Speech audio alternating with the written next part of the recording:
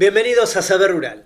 Qué bueno que estén ahí para compartir juntos todos los adelantos científicos y técnicos que le permiten a las distintas cadenas de valor seguir avanzando y mejorar. Y para comenzar este programa les proponemos hablar de ganadería para ver cuáles son las perspectivas del sector bovino en Argentina. La ganadería argentina se ha caracterizado por sus sistemas de cría y engorde a pasto. La base del proceso productivo ha sido la cría articulada con invernada o agricultura en aquellos suelos en que es viable una producción mixta. Con la expansión de la agricultura de las últimas décadas, la producción de ganados y carnes bovinos ha registrado un desplazamiento de los rodeos. La corrida de superficie ganadera en manos de la agricultura fue una circunstancia lógica, una circunstancia donde además producir una hectárea de maíz te puede dar más kilos que producir una hectárea de pastura, en condiciones distintas, con una intensificación, con lo que sea. Lo que sí ocurrió es que cuando hablamos de stock de ganado y vemos que sube un poquito, baja un poquito, tenemos que tener en cuenta que la superficie ganadera sí disminuyó muchísimo más que cualquier otra variable.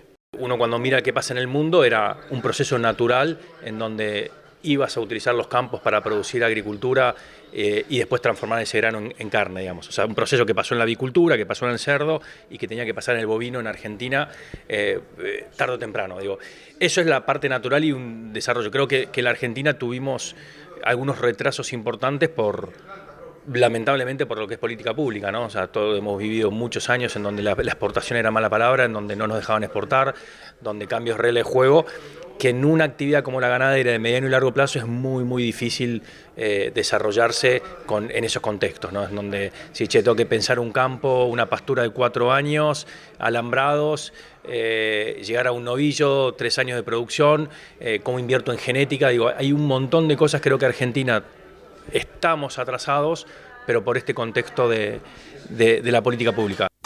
Los productores, proveedores de insumos, industriales y exportadores que forman parte de los distintos eslabones de la cadena de valor ganadera bovina en Argentina, históricamente han articulado sus acciones con el fin de mejorar la rentabilidad y la competitividad del sector.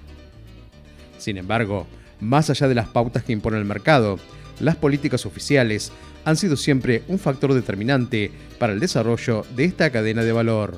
Como siempre dijimos acá en Argentina, además de la genética, tenemos los profesionales, los técnicos y no tenemos ningún secreto, digo, una cuestión de inversiones y de que el productor y la industria frigorífica, ¿no? Puedan tener una visión de mediano plazo para poder invertir y que se le dé el contexto para eso. Yo creo que ya lo estamos viendo. O sea, si uno analiza la situación productiva de hoy con respecto a 8 años atrás, es otra cosa. O sea, fuimos aumentando el peso de faena, fuimos aumentando las exportaciones. Vos pensás que en el 2015 Argentina estaba exportando 200.000 toneladas y estamos cerrando años de 900.000 toneladas ya, con lo cual, y esa tracción de la exportación que hoy se lleva entre el 25 y el 30% de la producción, es inédito en la Argentina. 5 años consecutivos, te diría que 20, 21, 22, 23, 24, con un gobierno que restringió las exportaciones. A pesar de eso, logramos llegar a un promedio de 26% de lo producido para la exportación. Es un cambio, creo que inédito para Argentina y un piso que hemos tocado, y que creo que si de mantenerse un poco esta clase de política, por lo menos de no restricción, debería seguir consolidándose, que esto se implica, desde el punto de vista técnico, como me preguntabas, seguir mejorando en genética para empezar a avanzar, en realidad empezar a avanzar, que es la que estamos todavía con un desafío en lo que es calidad de carne, seguir creciendo en las recrías y obviamente seguir trabajando en ir aumentando los pesos de faena en novillos, pero porque hay una exportación que te tracciona. Después la coyuntura, obviamente estamos en una macroeconomía complicada, mercados internacionales hoy muy deprimidos, pero el contexto general creo que es muy positivo y no necesitas otra cosa que dejar que el gobierno te deje trabajar, ¿no? La cadena de valor de la carne bovina en Argentina presenta gran cantidad de agentes que participan del circuito productivo a lo largo y a lo ancho de todo el territorio nacional. A nivel nacional, el mercado de la carne bovina fue y es uno de los sectores productivos más relevantes en cuanto a los movimientos de capital que genera. La carne bovina es un producto de notable preponderancia en la canasta básica de consumo interno. El mercado interno es increíble y creo que cualquier país del mundo envidiaría el mercado interno argentino, porque vos tener un consumo sostenido, fuerte en la puerta de tu casa es lo mejor. Ahora, después obviamente necesitamos la exportación para complementar y para no depender de un solo mercado. O sea, más allá del país, ¿no? Digo, tener muchos mercados te implica evitar altas fluctuaciones de precio, que de repente se sobredimensiona la oferta, se cae la demanda, entonces tenés un pico para arriba y un pico para abajo. Cuando vos tenés muchos mercados, en este caso interno y mercado internacional, te permite tener un poco más de estabilidad en precios y diversificado el negocio, creo que ese es el desafío. Si bien la cadena de valor de la carne bovina en Argentina está desarrollada para expresar su máximo potencial, debe organizar su funcionamiento para evitar la informalidad que se registra en diferentes segmentos y procedimientos, tanto productivos como comerciales. Después de todo el tiempo de haber trabajado, investigado planes de ganaderos, planes estratégicos de los distintos eslabones de la cadena, todos, y lo comparto, abundan que el principal desafío es la competencia desleal, que es una de las trabas que tenemos para seguir invirtiendo, tanto la informalidad impositiva, laboral y sanitaria. ¿Por qué? Porque la gente que quiere invertir tiene una cadena de costos y el que va por la banquina va por la banquina y significa que a la hora de competir, competís en el mismo mercado, comprando el mismo novillo, vendiendo en la misma carne en el mismo lugar, pero con otra regla de juego. Y realmente yo al principio, puedo reconocer que 6 años atrás te diría, bueno, estamos, capaz que me parecía un poco exagerado o algo, hoy estoy convencido que es el principal desafío que tiene Argentina. O sea, hasta que no logremos darle un respaldo a las empresas que quieren invertir en serio, y ese respaldo parte es que tengan una competencia justa, es lo que nos determinaría el salto realmente que tenemos que dar, ¿no?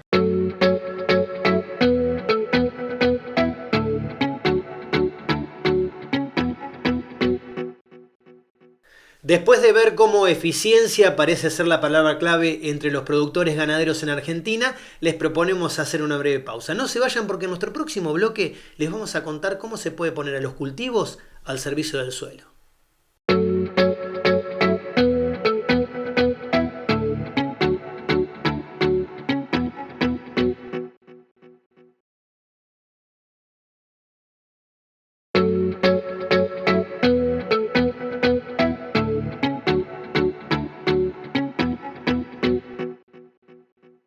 En un proceso de mejora continua, la agricultura en Argentina está poniendo al servicio de la sustentabilidad a sus cultivos. Y en este segmento de Saber Rural les contamos de qué manera.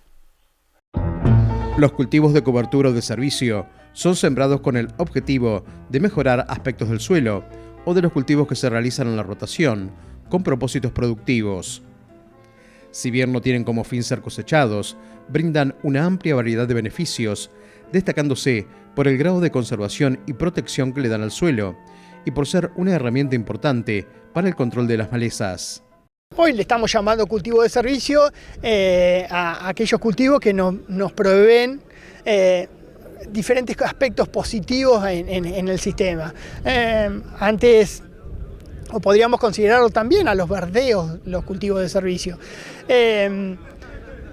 ¿Qué servicios nos pueden estar dando? Los más frecuentes, por lo menos para nuestra zona, es, en este caso, puede ser la producción de forraje, puede ser también generarnos diversidad, protegernos de la erosión, disminuir el uso de algunos agroquímicos en relación a otros. O sea, los aportes son diversos.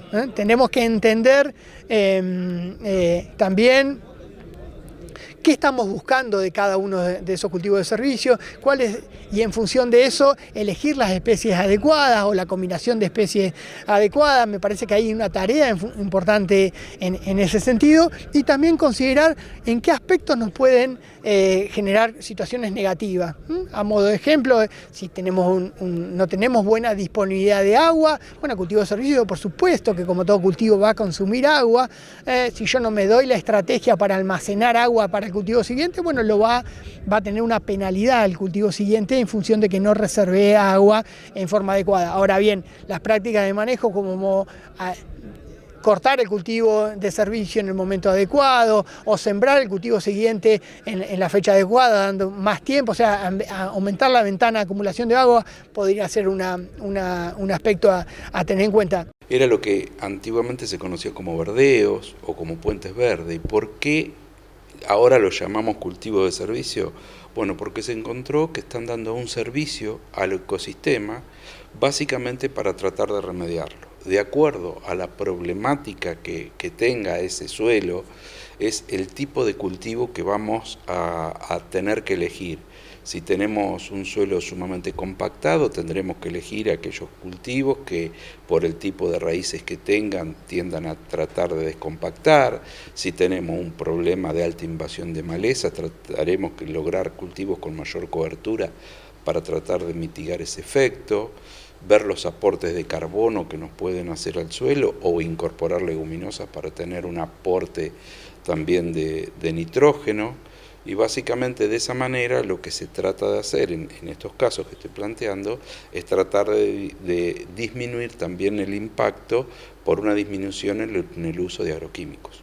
Los cultivos de invierno también, en muchas zonas nos permiten, nos dan el servicio como hoy lo estamos planteando de la producción de pasto, y además también nos dan el servicio de tener raíces creciendo en un momento del año que si no tendríamos raíces creciendo, de tener cobertura, entonces tenemos siempre aspectos positivos que también podríamos identificar que hay que hacer bien las prácticas, porque si no podemos hacer macana. Si nosotros sobrepastoreamos esos verdeos, si nosotros entre ese verdeo y el cultivo siguiente no dejamos acumular el agua adecuada o no damos las condiciones adecuadas para el cultivo siguiente, bueno, podemos tener efectos, penalidades sobre ese cultivo que va a continuar. Entonces, me parece que, como toda intensificación, nos requiere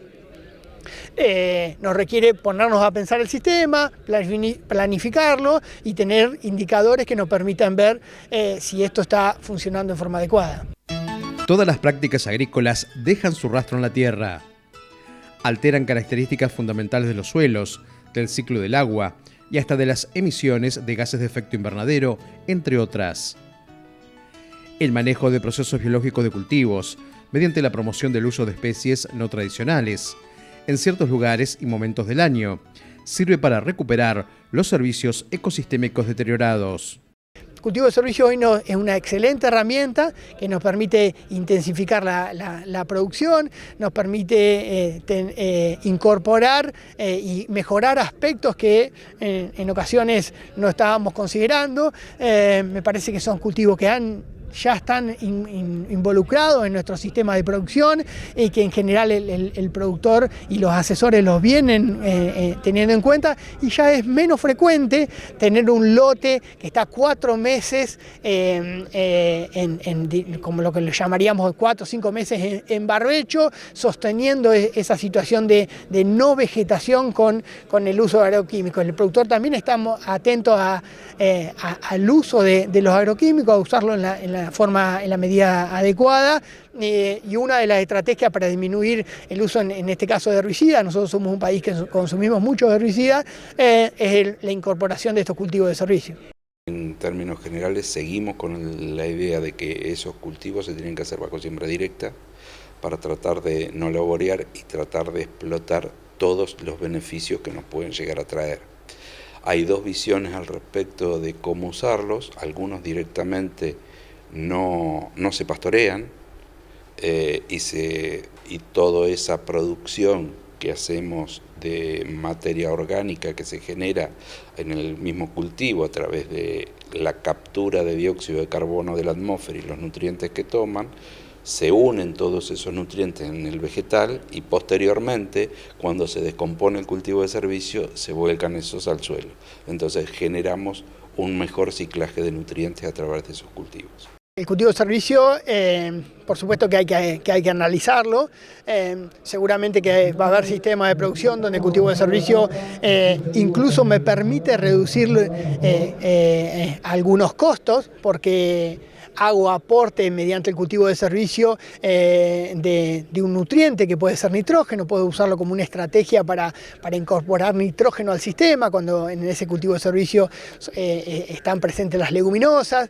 También puedo disminuir algunos costos, como puede ser el uso de herbicida, como lo estábamos planteando.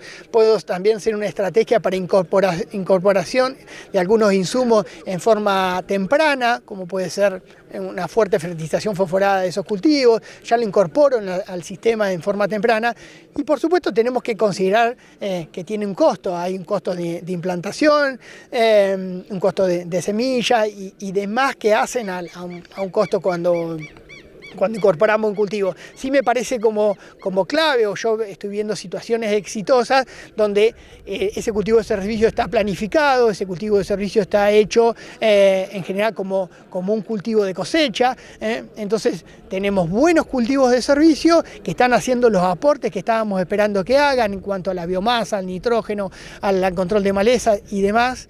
O sea que están generando el aporte deseado. Entonces lo que quiero hacer mención es que uno debe planificarlo casi como un cultivo de cosecha. Y ahí es donde ese balance económico, esa situación de renta, me parece que se dan los casos positivos, ¿no?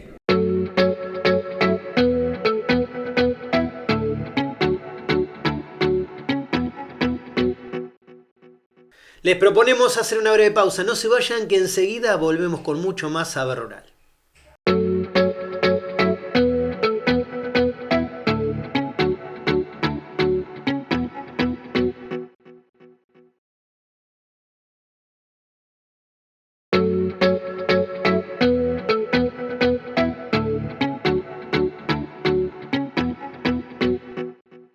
El sector agropecuario está enfocado en avanzar hacia un modelo productivo sustentable, convirtiendo sus pasivos ambientales en activos. En las últimas décadas se ha dado un proceso de intensificación productiva en el que la ganadería y la agricultura han profundizado su intervención sobre el medio ambiente, afectando al suelo y a los recursos hídricos, tanto superficiales como subterráneos. En este proceso que afecta a la sustentabilidad ambiental, el sector productivo, y en particular el primario ganadero, es generador de desechos de un alto impacto sobre el medio ambiente. Dentro de lo que son los sistemas agropecuarios que vos podés encontrar en la región pampeana, probablemente los más complejos en gestión ambiental son las operaciones animales concentradas.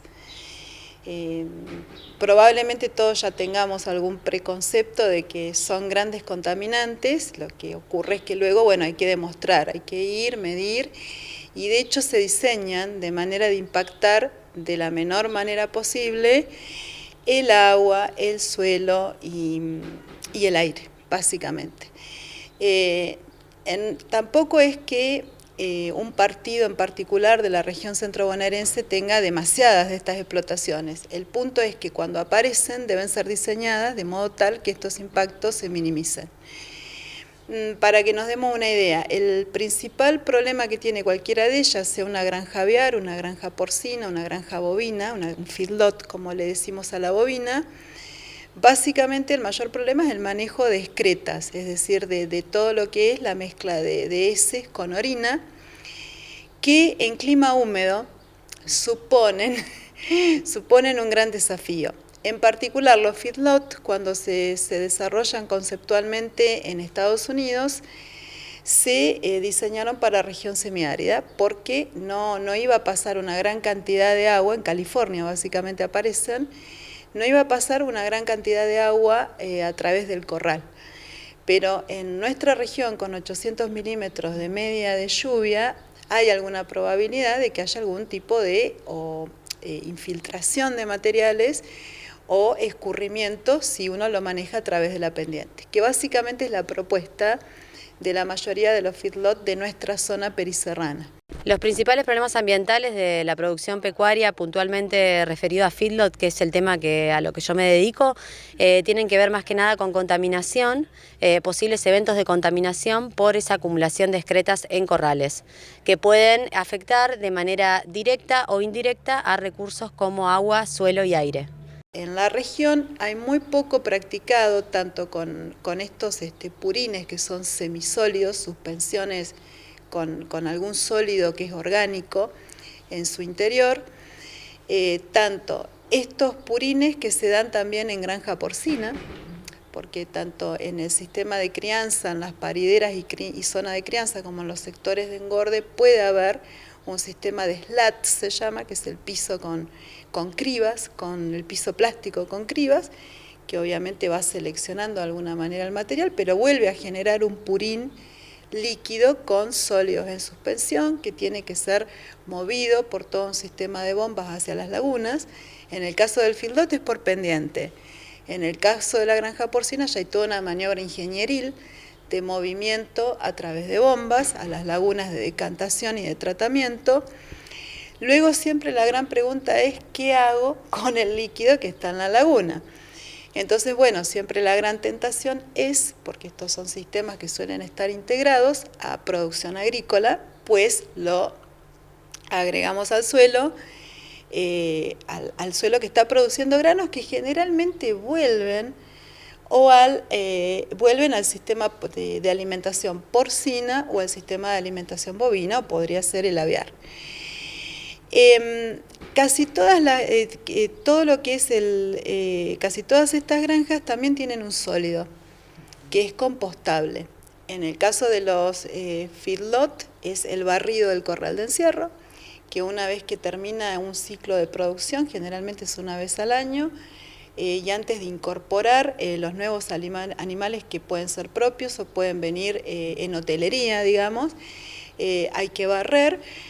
Precisamente porque ha pasado algo muy, muy dramático, si se quiere, que es que el animal no logra engordar porque tiene, para poder moverse hacia la cabecera donde se lo alimenta, atraviesa un mar de estiércol y eso le hace perder peso en lugar de ganar peso.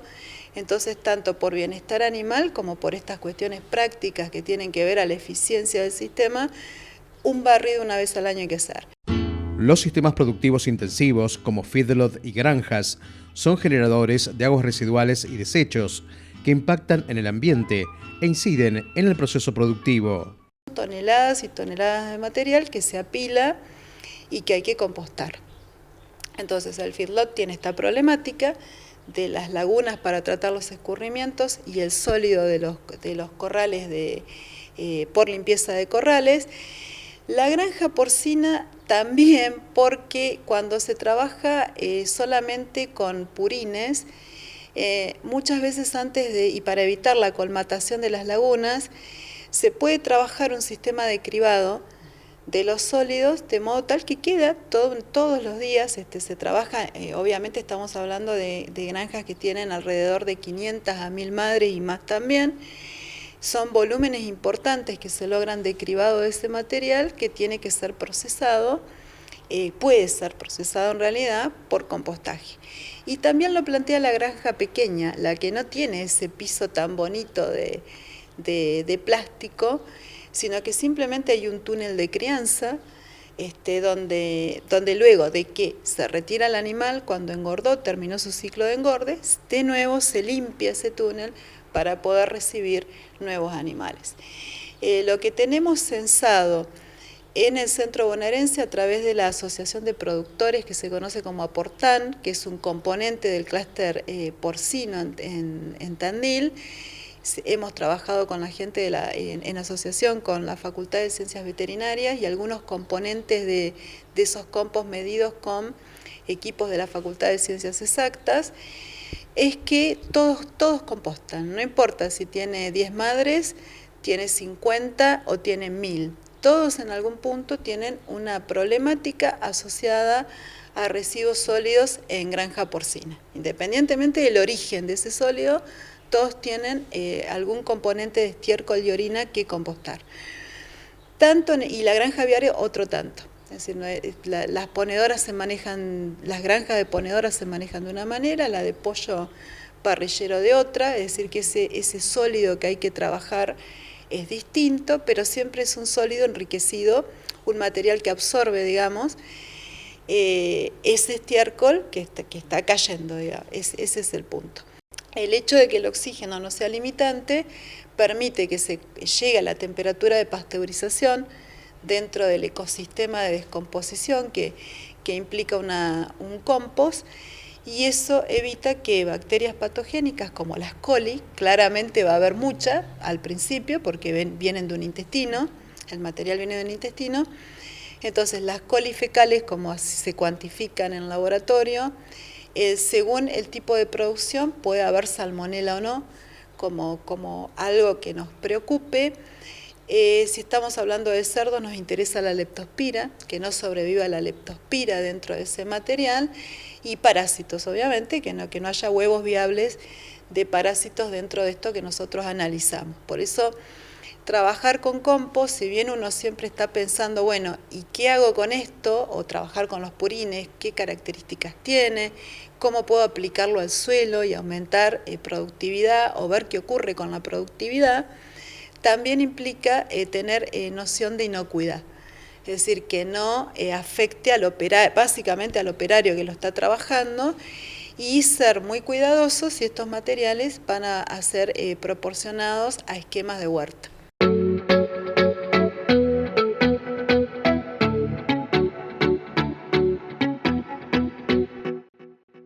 Amigos del campo, de esta manera llegamos al final de este programa. Como siempre, les agradecemos muchísimo por habernos acompañado. Nos vamos hasta la próxima semana, cuando los estaremos esperando para compartir nuevamente juntos mucho más saber rural. Hasta entonces.